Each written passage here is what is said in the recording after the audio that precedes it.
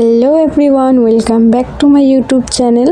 কেমন আছো বন্ধুরা? তোমরা সবাই আশা করি ভালো আছো এবং আমরাও বেশ ভালো আছি। তো সবাইকে গুড মর্নিং জানিয়ে আজকে একটা আবারও নতুন ব্লগ স্টার্ট করছি। তো এই যে দেখো, আমার যা কাজ, সকালে উঠে আগে চাটা বানিয়ে খেয়ে নিয়েছি, বাসনপত্র ছিল সেগুলো মেজে নিয়েছি, কাপড়গুলো কেচেছিলাম সেগুলো ধুয়ে দিয়েছি, আর বিছানাটা এখন বাজে প্রায় 10টা। তো এখন কিন্তু আমি ব্লগটা শুরু করছি এবং বিছানাটাও কিন্তু এখনই উঠাচ্ছি। যেহেতু তোমরা জানো যে আমার হাজব্যান্ড গাড়ি চালায় রাত্রিবেলা, তো তাই কিন্তু সকালবেলায় ও একটু লেটে ওঠে। আর অতটা লেটেও ওঠে না, যেহেতু আমাদের বাড়িতে জানোই তো, গ্রামের পরিবেশে তো থাকলে সব দিক দিয়ে আওয়াজ আসে, ও কিন্তু ঘুমোতে পারে না। তো ও কিন্তু প্রায় 9:30টার দিকে উঠে গেছে। ওকে আমি চা বানিয়ে দিয়েছি, ও খাওয়া দাওয়া করে চলে গেছে আবার একটু জমিতে। তো তাই একটু আমার বিছানাটা গোছাতে লেট হয়। তা না হলে যদি সকালবেলায় উঠি তাহলে কিন্তু আমি তখনই উঠিয়ে দিতাম, কিন্তু ও তো ওঠে না, তাই কিন্তু আমি কিছু উঠাই না। তো যেহেতু ও নেই, চলে গেল, তো তাই আমি এখন বিছানাটা এখন করছি। তারপর তো আবার রান্নাবান্না আছে।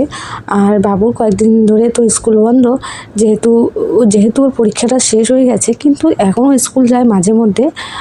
ওর খেলা আছে, খেলায় নাম দিয়েছে, তাই স্কুল যায় ও প্র্যাকটিস করার জন্য।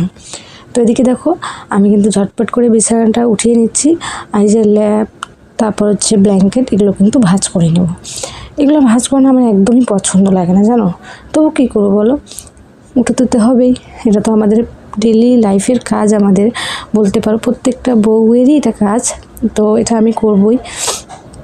তারপর না, কয়েকদিন ধরে না আমার না মানে কী বলবো, আমি তোমাদের 11টা পর্যন্ত তোমাদেরকে আমি ভিডিওগুলো শ্যুট করে তোমার সাথে আমি শেয়ার করি, কিন্তু তারপরে তো আমি যেহেতু বাড়িতে থাকি না, তোমরা জানোই আমি একটু ফরেস্টে যাচ্ছি কয়েকদিন ধরে।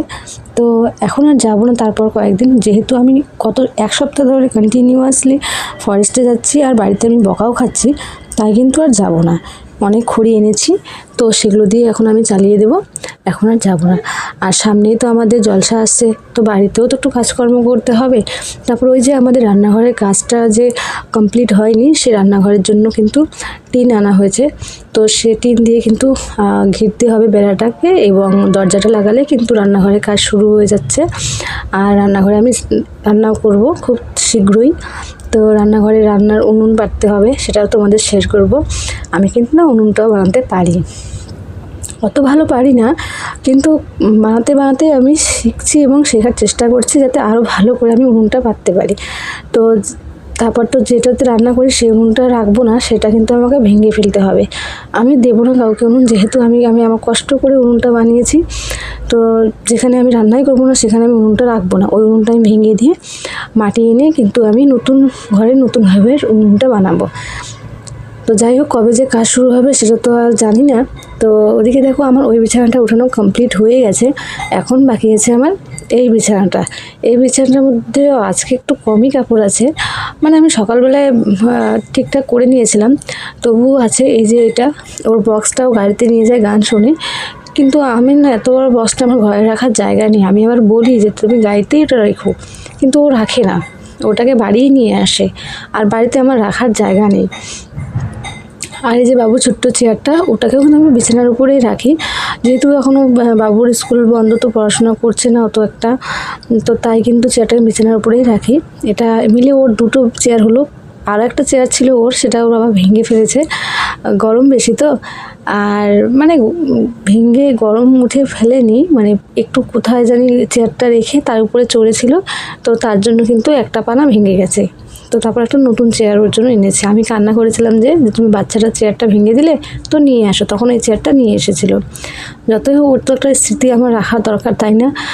তো জানুয়ারিতে ওর বার্থডে আসছে, 10 বছরের কমপ্লিট হবে। তো আমি না খুব খুশি এবং খুব এক্সাইটেডও, মনে হয় যেমন এই তোকে আমি জন্ম দিয়েছিলাম, এই তো ছোট্ট ছিল, এই তো কবে যে বড় হয়ে গেল, বোঝাই গেল না। আর বাবু না আমাকে কিন্তু একটু ভয় করে, যেহেতু আমি একটু স্ট্রিক্ট হই ওর সাথে। আর দুজনেই যদি সমান ভালোবাসা দিই, এবং তাহলে কিন্তু না বাচ্চারা বিগড়ে যায়, তাই কিন্তু আমি ওকে একটু স্ট্রিক্টলি ব্যবহার করি ওর সাথে, যাতে ও একটা লোককে অন্তত পক্ষে একটু ভয় করে থাকে, বা কোনো কিছু যদি ভুল করে তার আগে কিন্তু ও যেন 10 বার ভাবে যে বাড়িতে কিন্তু আমাকে বকবে। ওর বাবা কিন্তু ওকে খুব ভালোবাসে, আমি চাই ভালোবাসা উচিত, কিন্তু অত একটা অতিরিক্ত ভালোবাসাও কিন্তু ভালো না বাচ্চাদের ক্ষেত্রে, তাই না বলো? তো তাই কিন্তু আমি একটু চোখে চোখে ওকে রাখি। আর বড় হচ্ছে, আর ওর জন্য না ওর বাবা একটা সাইকেল নিয়ে এসেছে, নতুন সাইকেল। এখন ওকে দেবো না, ভাবছি এখন থাক 2 বছর আরও যাক, তারপর ওকে একটা নতুন সাইকেল দেওয়া হবে। এখন ওকে একটা ওই যে বাড়িতে একটা সাইকেল ছিল, সেই সাইকেলটা নিয়ে গেছে ফিটারের কাছে, সেখানে গিয়ে 400 টাকাতে বিক্রি করে একটা অন্য সাইকেল আবার 900 টাকা দিয়ে, মানে মোট 1300 টাকা দিয়ে একটা সাইকেল ওকে এনে দেওয়া হয়েছে সেকেন্ড হ্যান্ড, যেটা চালাচ্ছে ও, খুব খুশি ওটাতেও। মানে আমার বাচ্চাটা না একদম আমার মতো, আমি যেভাবে মানে বুঝি সিচুয়েশানটা কেমন, পরিস্থিতি দেখেই কিন্তু আমি এসে করি। তা সেরকম কিন্তু ও অত ওভার কিছু চায় না, অত ডিমান্ড নেই, কিন্তু স্বপ্ন আছে ওর। আমার যেরকম স্বপ্ন ওরও কিন্তু এরকম স্বপ্ন। এই যে দেখো আমার বাবু চলে এলো ঘরে, দেখতেই পাচ্ছ। ও কিন্তু জাস্ট কোথায় জানি যাবে খেলতে, এখনও দেখো জামা কাপড় কিচ্ছু ছাড়েনি, এখনও জামপারটা পরেই আছে, মোজাও খোলেনি। তোকে আমি বকছি যে একটু খোল বাবা এগুলো। আর চুল কেটেছে, দেখো কীরকম লাগছে ওকে। তো একটাই মাত্র আমার ছেলে, ওকে আমি অনেক বড় করতে চাই, মানুষের মতন মানুষ করতে চাই। তো সব কিছু আল্লাহর ইচ্ছে, আল্লাহ যদি চায় তাহলে অবশ্যই ভালো হবে, মানুষের মতো মানুষ হবে, তাই না? তো এদিকে কিন্তু আমি ঘরটাও ঝাড়া কমপ্লিট করে নিচ্ছি। আর আজকেও ফরেস্টে যাব। মানে কি হয়েছিল তোমাদের একটা কথা বলি। কালকে না আমি ফরেস্টে গিয়েছিলাম, কিন্তু কালকে আমরা ফরেস্টে গিয়ে খড়ির বোঝাটা আনতে পারিনি। মানে যেখানে খড়িটা বাঁধবো সেখানেই কিন্তু আমাদের মানে একজন দলের একজন দেখেছিল নাকি বাবাকে, বাবা মানে হাতিকে। হাতি দেখে মানে দেখলো কি না দেখলো সে তো আল্লাহ জানে, আমরা দেখে একদম খড়ি রেখে ছুটে একদম বাইরে বেরিয়ে চলে এসেছি ফরেস্ট থেকে, আর খড়িয়ে আনা হয়নি। তো ভাবছে সবাই মিলে যে আজকে গিয়ে সেই খড়ি বোঝাটা আনবো। তো দেখা যাক কী করে, আবার যদি সেখানে থাকে তাহলে তো আরও যাওয়া যাবে না। তো জানোই তো ফরেস্টে গেলে কিন্তু খুব রিস্ক। তো এখানে দেখো আমি কিন্তু এই যে এদিকে উনুনটাও ধরে দিয়েছি, ভাত বসিয়ে দিয়েছি, যেহেতু ভাত তো খেতে হবে, তারপরে আবার আমি ফরেস্টে যাব। তো এই যে বললাম, তা ফরেস্টে যাওয়ার আগ অবধি কিন্তু আমি তোমাদের কিছু দেখাইনি। তো আজকে ফরেস্ট থেকে তাড়াতাড়ি এসেছিলাম বলে ওই যে জমিতে কিছু গাছ লাগানোর বাকি আছে, তো ওই যে আমার শাশুড়িদের মাদের যে অনেকগুলো বোলান বেঁচে গেছে, ওখান থেকে কিন্তু আমি বোলান নিয়ে এসে কিন্তু এখানে লাগিয়ে দেব। যেহেতু আমাদের এই জমিতে অনেকগুলো করে গাছ মরে গেছে, জানি না কী কারণ।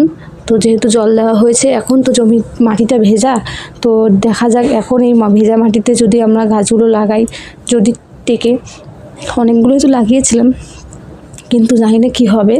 তো যখন একটু সময় পাই, আর এই কাজটা না একদম বিকেলবেলায় করতে হয়, সকালের দিকে করলে রোদ থাকে, তো রোদের জন্য কিন্তু গাছগুলো মরে যায়।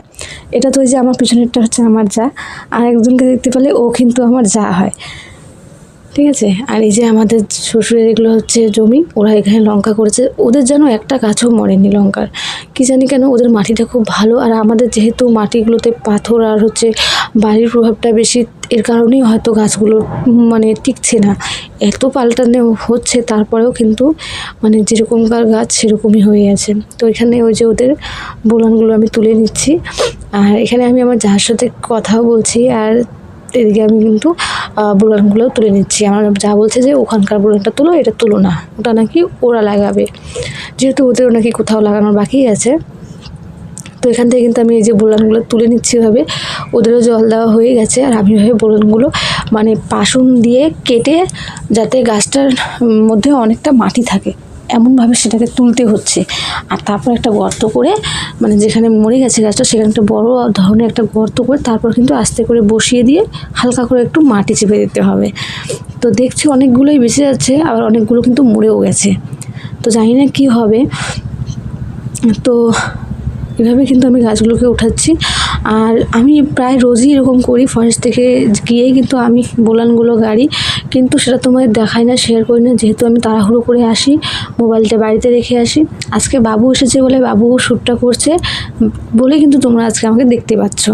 আর ওই যে নিচের জমি দুটো দেখছো, ওই জমিতে কিন্তু আমরা আলু লাগিয়েছি, জাস্ট এখন বের হয়েছে আলুগুলো, জানি না ওই বীজটা হয়তো আলাদা এনেছে, তার জন্য গাছগুলো একটু দেরিতে বের হচ্ছে। তো ওখানকার আলুগুলো এখন শুধু ছোট ছোট বের হয়েছে। তো বকা খাবো বলে কিন্তু আমি বাড়িতে না বলে, মানে ও ঘুমাচ্ছে আর বাড়ি গিয়ে আমি স্নানটা সেরে অল্প একটু ভাত খেয়ে তারপর চলে এসেছি কিন্তু জমিতে এখানে বোলান ঘাটতে। ও কিন্তু জানে না যে আমি ফরেস্ট থেকে এসেছি, যেহেতু আমি জানি বকবে। তো একটু যাতে বকাটা কম খায় তার জন্য কিন্তু এসেছি জমিতে। মানে বোলানটা লাগালে ও ভাববে যে না একটু কাজের কাজ করেছে ও। তো এইভাবে কিন্তু আমি কাজ করি বন্ধুরা। সবটা তোমাদের শেয়ার করতে পারি না, যেহেতু আমি তো তোমাদের বলেছি আমার ফোনটা ধরার মতো কেউ নেই। তো ফোনটা যদি ধরার মতো কেউ থাকতো তাহলে আমি তোমাদের সবটাই দেখাতে পারতাম, সকাল থেকে সন্ধে অবধি আমি কী কী কাজগুলো করি। আর আমি কিন্তু তাড়াহুড়ো করে কিন্তু কাজবাজ শেষ করি, কাজ করি।